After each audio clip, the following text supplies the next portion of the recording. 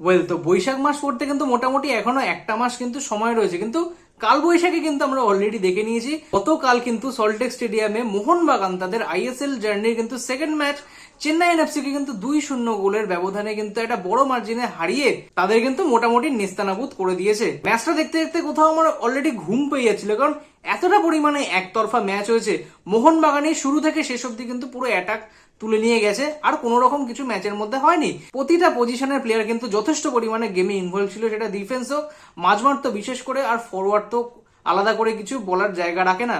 আর যাকে নিয়ে যতটা বেশি কথাই বলা হোক না কেন, তাকে নিয়ে ততটাই কিন্তু কম কথা বলা হবে, নানা দেন দিমি পেট্রাটস।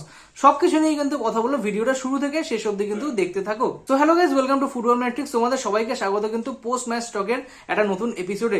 আমি কিন্তু ইন্ডিয়ান ফুটবলের বিভিন্ন রকম updates, team review, player review, stats review, এরকম বিভিন্ন রকম টেকনিক্যাল এবং অ্যানালিটিক্যাল ওয়ালা ভিডিও কিন্তু আমি বানিয়ে থাকি। তোমরা যদি এরকম টাইপের কন্টেন্ট পছন্দ করে থাকো, তাহলে কিন্তু চ্যানেলটাকে প্লিজ একটুখানি সাবস্ক্রাইব করে দাও। আর ভিডিওটা শুরু থেকে শেষ অব্দি দেখার পর যদি ভালো লেগে থাকে, তাহলে প্লিজ একটুখানি লাইক করে দিও। লাইক করলে কি আমি একটু মোটিভেট হই তোমাদের জন্য আরো ভালো ভালো কন্টেন্ট রেগুলার নিয়ে আসার জন্য। তাহলে চলো ভিডিওটা শুরু করি। তো ভিডিওটা আনতে কিন্তু অনেকটা লেট হয়ে গেল, গতকাল কিন্তু ম্যাচ শেষ হয়েছে, আর আজকে কিন্তু আমি ভিডিওটা পোস্ট করছি। হ্যাঁ, একটু ডিউটির মধ্যে ছিলাম, অনেকটা কিন্তু বিজি ছিলাম, তার জন্য কিন্তু আমি ভিডিওটা পোস্ট করতে পারিনি, তো এখন পোস্ট করছি। তো মোটামুটি ম্যাচে যা ঘটেছে আমি কিন্তু প্রথম থেকেই কিন্তু শুরু করছি। প্রথম আমি কিন্তু বলবো যে প্লেইং 11 দিয়ে লাস্ট যেই ম্যাচটা কিন্তু কেরালা ব্লাস্টার্স এর এগেনস্টে খেলেছিল, সেই ম্যাচে কিন্তু যেই প্লেইং 11 ছিল, মোটামুটি এই টিমের কিন্তু প্লেইং 11 কিন্তু সেম রয়েছে, শুধুমাত্র ফরমেশনটা কিন্তু চেঞ্জ হয়েছে। কোথাও রবসন রবিনও কিন্তু বাদিক থেকে শুরু করেছিল, লিস্টন ক্রসও কিন্তু সেই ডান দিক থেকে শুরু করেছিল। এই ম্যাচে কিন্তু মোটামুটি দুটো স্ট্রাইকার নিয়ে কিন্তু খেলেছে, এক হচ্ছে ডিমি পেট্রাটস, দুই হচ্ছে জেমি ম্যাকলারেন। আমি কিন্তু লাস্ট যে ভিডিওটা বানিয়েছিলাম, প্রি ম্যাচ স্টকের যে ভিডিওটা বানিয়েছিলাম, মোহনবাগান আর চেন্নাইয়ের যে ভিডিওটা ছিল, সেখানে কিন্তু আমি অলরেডি বলেছিলাম যে কোথাও চেন্নাইয়ের গেম প্ল্যানটা কি থাকবে। দেখো, চেন্নাইয়ের কিন্তু ফরওয়ার্ড প্লাস মিডফিল্ড দুজনেই কিন্তু মোটামুটি কোনোভাবে কিন্তু ধারে কাছে আসে না মোহনবাগানের, সিরিয়াসলি বলছি, ধারে কাছে আসে না।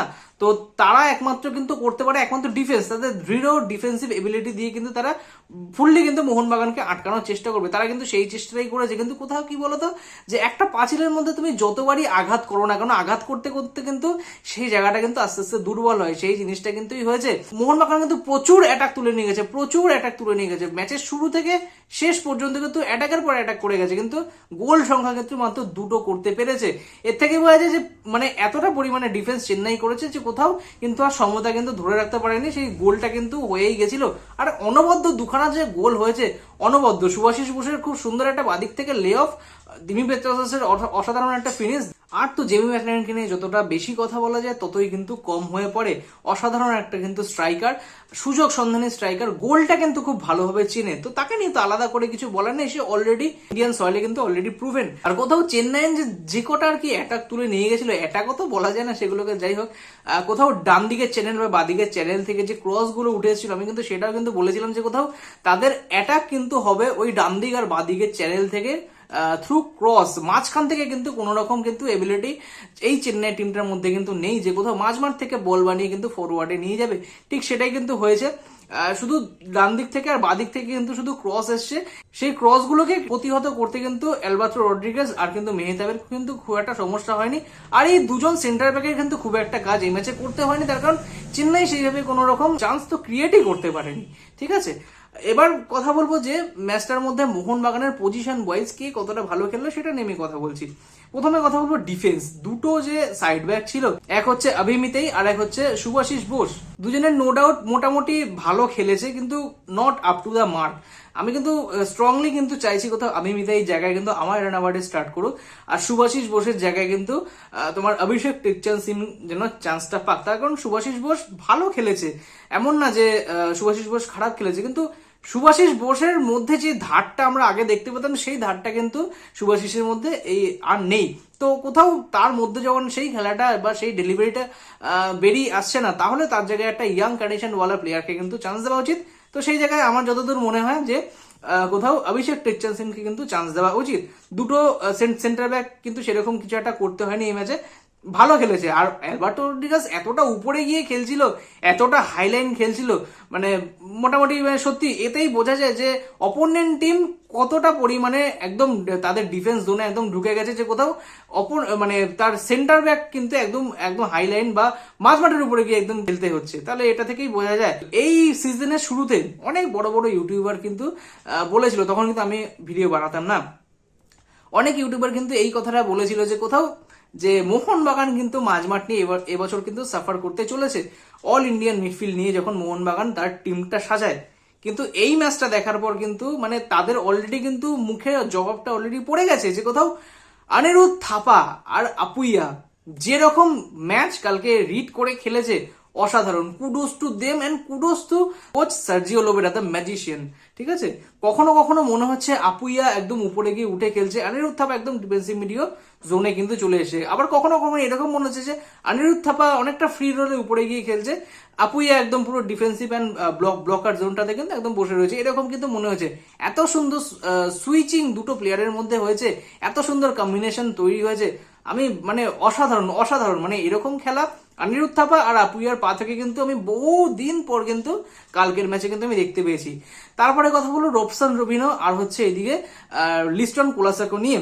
কেউ বলবে না যে কেরালা ব্লাস্টার্স এর ম্যাচে দুজনে কিন্তু সেম জায়গাতে খেলেছিল, রবসন কিন্তু বাদিক থেকে খেলেছিল, ডান দিক থেকে কিন্তু লিস্টন কোলাসো খেলেছিল, কিন্তু সেই ম্যাচটা যে খেলেছিল তার থেকে ওয়ে অ্যান্ড ফার বেটার কিন্তু এই ম্যাচে খেলেছে। মানে এত সুন্দর খেলেছে লিস্টন কোলাসো, তো মানে পায়ে যেরকম ড্রিবলিং কালকে আমি প্রচুর পরিমাণে দেখেছি ওর, মানে খুব সুন্দর ঢোকার চেষ্টা করছে ডাদিক থেকে, মানে অনেকটা পরিমাণে স্পেস নিয়ে ঘোরার চেষ্টা করছে, মাঝখান থেকে আবার ঢোকার চেষ্টা করছে। আবার কিন্তু রবসন রবিনও কিন্তু একদম বাদিক থেকে না ঢুকেও মাঝখান থেকে ঢোকার চেষ্টা করছে। কোথাও ওদের যে রাইট ব্যাক আর সেন্টার ব্যাকের মাঝখানের যে জোনটা, ডিফেন্সিভ মিডিওর যে জোনটা, সেইখান থেকে কিন্তু ঢোকার চেষ্টা করেছে, আর সেরকম কিন্তু অসাধারণ কিন্তু বল ডেলিভারি করেছে, ভালো খেলেছে, অসাধারণ খেলেছে। আর যাকে নিয়ে কথা বললো সেটা হচ্ছে জেমি ম্যাকলারেন, দুটো ম্যাচে দুটো গোল হয়ে গেল, একটা সুযোগ সন্ধানে কিন্তু স্ট্রাইকার ম্যাকলারেনকে কিন্তু অতটা ম্যাচে কিন্তু দেখা যায়নি, কিন্তু যখন দরকার, যখন ওর দরকার গোলটা করা, ও তো অ্যাকচুয়ালি তো স্ট্রাইকার পজিশনে যে রয়েছে একদম গোল পচার হিসাবে, যে আমি গোলটা করব, আমাকে বল বানিয়ে দেবে, আমি কিন্তু গোলটা করব।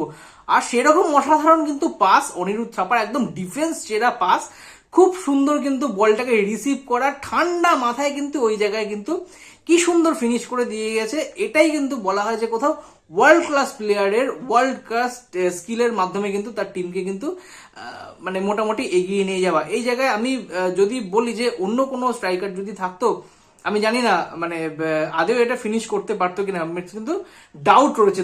তার কারণ হচ্ছে কিন্তু গোলের যে মুখটা সেটা কিন্তু অনেকটা পরিমাণে ব্লক ছিল, সেই জায়গা থেকে কিন্তু বুদ্ধিমত্তর এতটা পরিচয় দিয়ে কিন্তু খুব সুন্দরভাবে কিন্তু ফিনিশ করেছে জেমি ম্যাকলারেন। তো ম্যাকলারেনকে নিয়ে আলাদা করে কিছু বলার নেই, সে অলরেডি প্রুভেন, যেটা আমি আগে বললাম। লাস্ট যাকে নিয়ে কথা বলবো সেটা হচ্ছে দিমি পেট্রাটস, দিমি দ্য ম্যাজিশিয়ান। এই টিমের যে ম্যাজিশিয়ান ডিমি পেট্রাটস যখন তার প্রাইম ফর্মে ছিল এই মোহনবাগান জার্সিতে, তাকে কিন্তু অলরেডি ম্যাজিশিয়ানের তকমা দেওয়া হয়েছিল। লাস্ট সিজন থেকে কিন্তু সে পুরোপুরি ফুটবল থেকে আউট অফ গেম হয়ে যায়, বিভিন্ন রকম মাঠের বাইরের কন্ট্রোভার্সিতে সে ফেসে যায়। আদেও এই মোহনবাগান টিমের মধ্যে সাস্টেন করতে পারবে কিনা সেটা নিয়ে কিন্তু অলরেডি প্রশ্ন চলে এসেছিল এই দিমি পেট্রাটসের উপরে। পেট্রাটস সব কিছুকে ভুলিয়ে, সব কিছুকে কিন্তু পিছনে ছেড়ে কিন্তু যেইভাবে কামব্যাক করেছে, এটা শুধুমাত্র পেট্রাটসের দ্বারাই কিন্তু সম্ভব। কেরালা ব্লাস্টার্সের ম্যাচে যেইটুকু নেগেটিভিটি পেট্রাটসের মধ্যে ছিল, এই ম্যাচে কিন্তু সেটা সম্পূর্ণভাবে ওভারকাম করে একটা নতুন পেট্রাটসকে আমরা দেখতে পেলাম। এত সুন্দর মানে গেম রিডিং ক্ষমতা, এত সুন্দর গেম কন্ট্রোলিং ক্ষমতা, যেখান থেকে তোমার বল কি সুন্দর বানিয়ে নিয়ে উপরে গিয়ে উঠছে, মানে এত সুন্দর একটা রোল। লাইক হুগো বুমো, আমি বলতে বাধ্য হচ্ছি, হ্যাঁ হুগো বুমো যেরকম রোল আন্ডার সার্জিও লোবেরা সিস্টেমের মধ্যে যেরকম খেলাটা ছিল হুগো বুমোর, সেই রকম খেলা কিন্তু পেট্রাটস কিন্তু সেই রকম রোল কিন্তু আমরা নিতে দেখছি। কালকের ম্যাচে কিন্তু আমি এই জিনিসটা ফলো করেছি, কে ফলো করেছে আমার সাথে যদি একমত হও তাহলে কিন্তু প্লিজ কমেন্ট সেকশনে জানিও। তো কোথাও এই জায়গাটা কিন্তু মোস্ট ইম্পর্টেন্ট হয়ে যায়, যে কোথাও অনেকে যে বলে যে একটা সার্জিও লোবেরা আলাদা একটা কোর্স সিস্টেম রয়েছে, তার মধ্যে বিভিন্ন রকম প্লেয়ার, তো কোথাও এই খেলাটা দেখার পরে কিন্তু তার মোটামুটি আর এইটা বলার সাজে না যে কোথাও সে তার নিজের পছন্দের প্লেয়ার ছাড়া অন্যান্য প্লেয়ার নিয়ে কিন্তু সে খেলতে পারে না। কোথাও এই টিমে তো আর হুগো বুমোস নেই, কোথাও এই টিমে তো আর তোমার আহমদ জাহুর মতন প্লেয়ার নেই, কিন্তু যেই সব প্লেয়ার আছে তাদেরকে দিয়ে সেম রোলে কাজ করিয়ে কিন্তু খুব সুন্দরভাবে রেজাল্ট তুলে আনছে। এটাই কিন্তু একটা কোচ বা একটা ম্যাজিশিয়ানের কিন্তু কাজ, যেটা কিন্তু সার্জিও লোবেরা অসাধারণ ভাবে কিন্তু তুলে ধরছে। দুখানা ম্যাচ হয়ে গেল, দুটো ম্যাচে কিন্তু টোটাল 4টে কিন্তু গোল হয়ে গেল। তো মোটামুটি সেকেন্ড পজিশনে এই মুহূর্তে রয়েছে, যেহেতু ইস্ট বেঙ্গল ফার্স্ট পজিশনে রয়েছে। তো এইরকমই কিন্তু রানটাকে কন্টিনিউ করতে হবে দুটো প্রধানকে যদি এই চ্যাম্পিয়নশিপে দৌড়ে কিন্তু থাকতে হয়। তো আমরা কিন্তু এখন থেকেই বুঝতে পারছি যে কোন দুজন এবার চ্যাম্পিয়ন হতে চলেছে, দুজনের মধ্যে যে কোনো একজন হতে চলেছে। এখনো পর্যন্ত কিন্তু সেই জিনিসগুলো নিয়ে আর কথা বলার মতন তো জায়গায় এখনো আসেনি, সবে আইএসএল শুরু হয়েছে, সবার দুটো করে ম্যাচ হয়েছে। তো ভালো, নেক্সট যে ম্যাচটা রয়েছে সেটা কিন্তু মোহনবাগানের মিনি ডার্বি রয়েছে মোহামেডান এসসির সাথে, মোটামুটি ধুলিস্যাৎ করে দেবে মোহামেডানের যে অবস্থা আর মোহনবাগান যে ফর্মে রয়েছে, মোটামুটি সেই ম্যাচটা ধুলিস্যাৎ করে দেবে। তো এই দুখানা ম্যাচ যে জিতে এসছে কেরালা আর তোমার চেন্নাইয়ের এগেনস্টে, এই দুটো ম্যাচের পজিটিভ ভাইব কিন্তু মোটামুটি যথেষ্ট পরিমাণে চার্জ আপ করবে এই টিমটাকে মোহামেডানের এগেনস্টে সব থেকে বড় গোল ডিফারেন্সে জেতার পক্ষে কিন্তু। তো দেখা যাক কি হয়, মোহনবাগানের জন্য বেস্ট উইশেস কিন্তু রইল। নেক্সট যে ভিডিওটা আমি আনবো সেটা কিন্তু ইস্ট বেঙ্গল আর জামশেদপুর ম্যাচের কিন্তু প্রি ম্যাচ টকের ভিডিওতে আমি কিন্তু আগামীকাল বা তার পরের দিনই কিন্তু ভিডিওটা কিন্তু আনছি। তো যদি এতটা ভিডিওটা দেখে থাকো তাহলে প্লিজ ভিডিওটা একটুখানি লাইক করে দাও, চ্যানেলে প্রথমবার এসে থাকলে চ্যানেলটাকে একটুখানি সাবস্ক্রাইব করে দিও। তো ভিডিওটা এখানেই শেষ করছি, আর বেশি কিছু বলার নেই। তোমাদের ভিডিওটা কিরকম লাগলো, তোমাদের এই ম্যাচ নিয়ে কি কি মতামত সেটা কিন্তু তোমরা কমেন্ট সেকশনে জানাতে কিন্তু ভুলো না। তো ভিডিওটা এখানেই শেষ করছি, আজকের জন্য এটুকুই। ততক্ষণের জন্য শুভরাত্রি, দেখা হবে পরের নতুন ভিডিওতে। Till then, tata.